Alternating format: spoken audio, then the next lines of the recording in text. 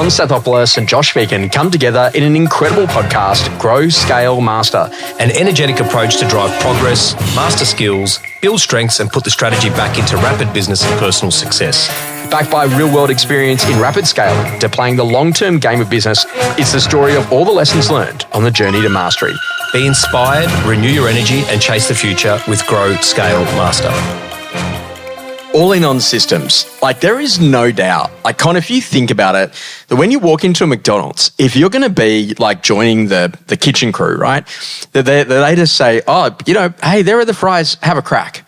Yeah. Just have a go, see what you think. I'm pretty sure that inside of that business that they would have a way that they do that, a systemized process, a conversation about the fries being at minus 35 degrees, a conversation of the oil being at 65 degrees, dropping those fries into the canister that then drops into the oil, stays there for a minute and a half, comes out onto the drying rack, add the salt.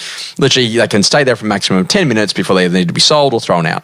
Like, that's probably an important conversation. Con, how important is it for people to go all in on systems to run a great business? Well, it depends on what they want out of business. Yeah. So if you want to have a small business, you're probably not going to be worried too much about systems and processes and, being able to, utilize them for scale. Yeah. In a business like ours and lots of other businesses across the country, systems are 100% absolutely mission critical.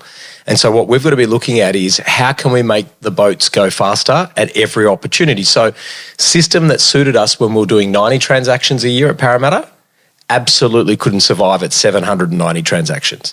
And so I think for us that if we don't have a system, then anarchy and chaos occur. And we've seen that when we've had, periods of up to 30% growth where the systems, that we had that could service us at that period of time no longer serve us today. And so this is a great conversation because at the end of the day, what are systems designed to do? And one of the arguments is that like systems are designed to reduce errors. So like literally you don't want to keep on making that same mistake over and over and over again. Yeah. Like you need to make sure that you've got the car registered against the right room number at the hotel. Yeah. Because you don't want the person from the hotel to walk down and take the wrong car. Yeah. That's an important thing. So like that's what it's all about, is systemization. Systems are also about like maximizing performance. Absolutely. So if we're thinking about how we take a coffee order and we're running a coffee shop, that's really important because one off is okay, but if we all of a sudden get 30 orders all of a sudden at exactly the same time, how do we manage those orders and make sure that that's really clear, right? Have you ever stopped and gone to a coffee shop and there's literally, you order your coffee and 9-10 minutes later you're still waiting and you're like, how have they not systemized this? They know that everyone's going to be drinking coffee first thing in the morning. Why is there not a process put around this to be able to speed it up? That's our highest profit and highest yielding product of every single day. Let's nail it so we can do more. So for us, what's even more awkward is when they keep on saying Carl. And then you realise you gave them a fake name. Yeah. It's like, you forgot your name. And you're the only person at the coffee I'm shop. usually Norman. I always like trying on names. Right, so this is interesting about like maximising performance and then also to making them teachable. Yeah. So like, we get a lot of this, like I need to do it, so like I'm the agent, so I need to negotiate with the buyer and I need to present the offer forward to the owner. And sure, there are some circumstances where that is definitely required, but on average, like to say you want to employ people that are as good as you, if not better than you. And the foundational idea is that if they're better than you, then that's a completely different outcome. Because now all of a sudden you can actually have them do that function, and I'm the opposite now. I'm like I like lose control. You just do it, man. Just have a massive. That's what happens when you get to 40, bro. Well, I'm not there yet, but that basic idea is about thinking very differently. Because the whole conversation is that when you think about teachable, okay, if I'm going to take an offer from you, Con, I write out 1, 2, 3, 4, 5, 6. Yep. So okay, great. And are you going to be buying in your own name, or also in your wife's name as well, Emily? Okay, great. And by the way, in terms of deposit, usually that's 10%. How would that work for you? And do you have a real estate solicitor as yet? Okay, great. And then in addition to that, it's normally a 42-day settlement. How would that work for you? And most people from a conditional point of view, have you got your finance sorted? Would you buy a copy of a Pest and Build? So Con, it looks like we've got most things here. So based on what you're seeing, where do you feel the value lies? Like obviously we see a lot of value at $1 million. Could you see your way forward if it meant that you own the home? Now all of a sudden that's a set of systems. And literally when you don't have that, then all of a sudden that becomes an issue. And I love this. Like, hey Con, I've got this great listing. Can you come out to it? Sure, Josh. Why is the seller selling? Yeah. Oh, not sure. Is there anyone else who's going to be involved? Oh, not sure. Tell me about the property. I don't know. I think it's a house. Like, as opposed to, we're going to a 3-bedroom home. It's a job relocation. They're moving to Noosa. They need to be there by Christmas. They're in a position that's a divorcing couple. Like literally, so one's moving, the other one's going to stay local, who's going to rent. Like, is that a different way that you'd play that game because the systems allowed you to understand more about the customer? Absolutely, 100%. What's that saying? You're probably going to say it a lot better than me, that if you got to go and do something repeatedly, so you show someone once or twice, or by the third time, that's now a system. You got to create a system. So then that way it's a foolproof way of A, delivering or guaranteeing a result, B, making sure you reduce those errors, and C, making sure you maximize performance. Mm-hmm. And so McDonald's is about this whole idea that they would say, let's teach some 14-year-olds to say, would you like fries with that?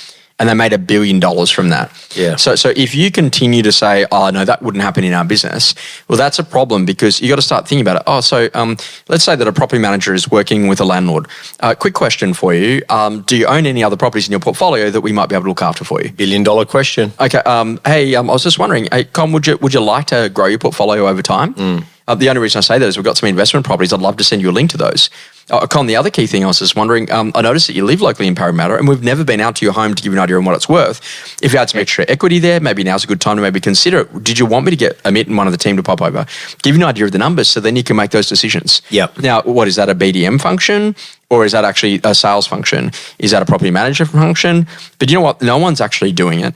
And so that's why there's millions of dollars of leads that are leaking out the front door of your business because you're not thinking that to teach, train and test, the absolute core essentials, that if you just ask that question, then everything else changes. Yeah, that's gold. I like that. I'm going to use that. So when you think a little bit about what systems are and, a quick upskill on this, because I think about a lot, is the first one is what we actually go to call forms. Now, I was really lucky in that my dad is really, really driven around systemization of the business. And day one of me turning up as a fully fledged salesperson inside of his business, we had these little cards and they were like index cards, and one was called the blue form and the other one was called the green form. And the blue form was for, filling that out when you're there working with a seller, and the green form was there working with a buyer. So what I didn't realize is they were quality questions that qualified. Right. So I was in this position that all of a sudden one day reception rings and says, hey, Josh, I've got this lady down in the front reception and she would like to sell a house. And then Robin, who was our operations person at the time, said, that means bring the blue form. And I was like, okay, great. So what I did is I got the blue form. I went down there. I met the lady, had a conversation. I literally filled out the form. And before you know it, I listed a property without even seeing it. And the interesting conversation is that we asked all of the key questions. Turns out it was a key customer of Dad's in the past, and literally there's a whole range of things. But what the form did is it allowed me to ask the key questions. So what's the reason for the sale? What would you like to get for it? Tell me a little bit more about that. How long have you owned the property for it? How many improvements have you done to it? Is there anyone else helping you to make that decision? And so all of a sudden, forms can actually scale people quickly. It's about capturing information. One of the big problems in the digital age is that often the forms that are sitting inside of the CRM don't map to how the conversation naturally flows. Yes. So the form is being designed respectfully by the designer or the engineer of that system, but they're not in the conversation to actually know, when do I ask bed, bath, car? What does that look like? And poor questions would be, how many bedrooms do you have? How many bathrooms do you have? How many, as opposed to, hey, Con, tell me about the home.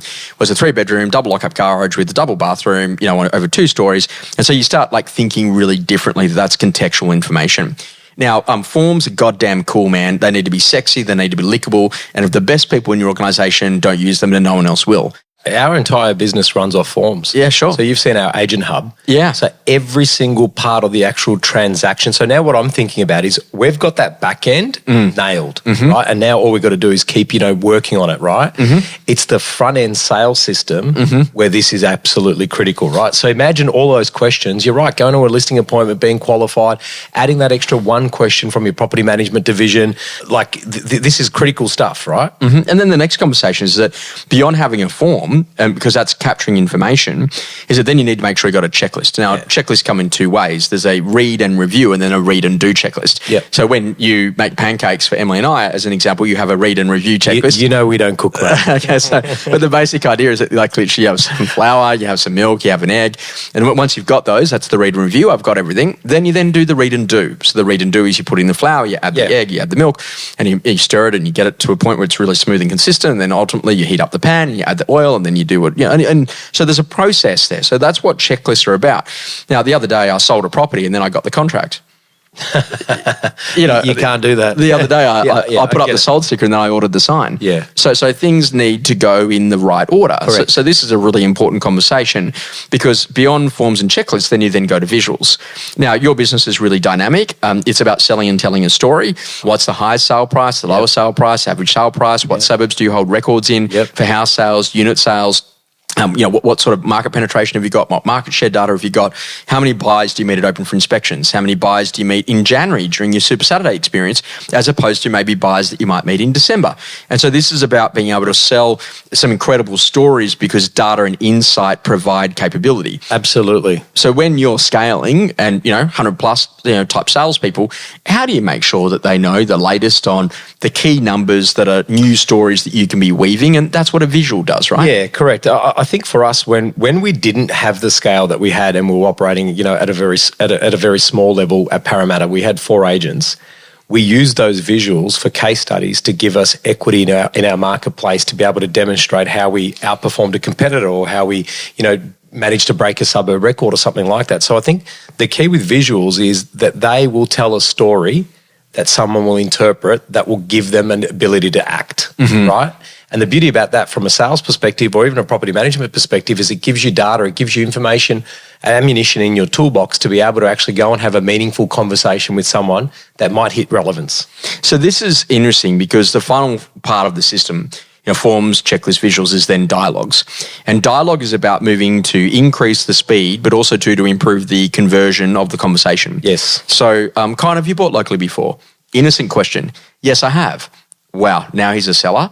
Or he's an owner? Yeah. Okay, great. And what are your plans that are existing when you buy the next? Oh, Josh, I might lease it out. Bang, property management lead. Yeah. Oh, to be honest, I might sell it. Bang, sales lead. Such an innocent question. Oh, have you bought locally before? No, I haven't. Okay, great. And what's the reason for the purchase today? Are you buying something to move into or something to invest? Oh, it's going to be something to move into. We're moving from Cronulla. Yeah. Oh, wow. Do you own one out at Cronulla? Yeah, we do. Hey, look, we've got a great office there. I might refer that to our Cronulla office and see whether they might be able to assist. Bang, 20% referral. Yeah. So the difference is that the guns really know why they ask a very specific question. So probably one of the worst things in real estate training is that people would say more questions. And I just want to know, what's the linchpin question which changes how it goes? Yeah, the one that puts the key in the door that opens and unlocks a conversation. Sure. So, what's the reason for the sale? I've got a job relocation. Now, in that, I've got 2 choices. Oh, what do you do for work? Or where are you moving to? Oh, I'm moving to Noosa. When did you need to be there by? I need to do that by February. Okay, great. And is work going to be helping you to pay for the relocation costs? Yeah, they are. Okay, now all of a sudden, marketing cost, agency fee, those are not issues. And so this is really what skill is about getting to proper systemization on the inside of your business. And if the best agent in the team doesn't do it, there's no way that the new person's going to do it either. So you got to follow these systems and deeply ingrain. And that's why, for me, it's about, let's re-workshop that form. Is there a better question today? Have we found a better way to do this? Yeah. So then that form is updated in the digital world, but also in the manual world. Yeah. And I know that sounds funny, but in the manual world, sometimes there is still places for paper forms, so to speak, that absolutely take people through a training or a learning experience before you put them into the digital environment, and teaching people why you've got to go and fill those things out. Experiences that rapidly shaped you. I was in this position, Con, that my dad had really chased down the iOS 9001, and basically that was the quality endorsed stickers that used to sit on the back of helmets. Yeah. And we were, I believe, the first and only estate agency of the day to actually be an ISO 9001 endorsed quality firm. Assured. So what they did is that they actually came in and they would test us to make sure that we're using the forms, checklists, and visuals and dialogues every 6 weeks. So we were audited externally to make sure that was actually happening in the file. It was fascinating. Now, the interesting thing is that what I learned there was a story about the tiny teddy. And this is an old one. It's been around for a while, but it is a really important one. So Con goes down to a coffee shop and Con buys a coffee. When he gets there, that's a normal or standard level of experience. The next time, Con goes down to the same coffee shop, he buys a coffee. This time, they put a tiny teddy on the top of the actual coffee. Yes. Now, all of a sudden, that is above the expectations. So Correct. Con is delighted with his experience and goes home and has that conversation with his wife. Hey, you got to come to this coffee shop. Yeah. She comes to the coffee shop. They keep going there over a period of time. The tiny teddy keeps on turning up on top of the coffee. Now, what was above the expectations soon becomes the norm. One day, Con is all of a sudden, hey, I'm going to invite my friend Joshua across and we're going to go down and get a coffee here. And we go there and there's new owners and there's no more tiny teddy anymore. And so what was a normal level of experience is now below. So the lesson is that we've got to be very careful about what you add to your service, because that must be something the customer sees as being valuable. Yes. And it must be something the customer is actually prepared to pay for, because else you get margin creep where all of a sudden it's costing a lot more to provide the same service, but you're actually not able to charge for it in a way the customer actually cares about it. Yeah, right. That's a gold one. One idea that's rapidly shaping my thinking at the moment is that the fish are at your feet. What I mean by that is there's so much opportunity right in front of us everywhere. So let's unpack that a little bit. Your database, your territory in terms of your total addressable market, the people that are sitting in your seats across all levels of a business, whether you're a front office manager or a leasing officer or a field services officer or a sales agent. The thing is, though, we are making things so difficult because what we're looking for is something that's different or something that's new, or we need a new design or a social tile or a letterbox drop or whatever it might be.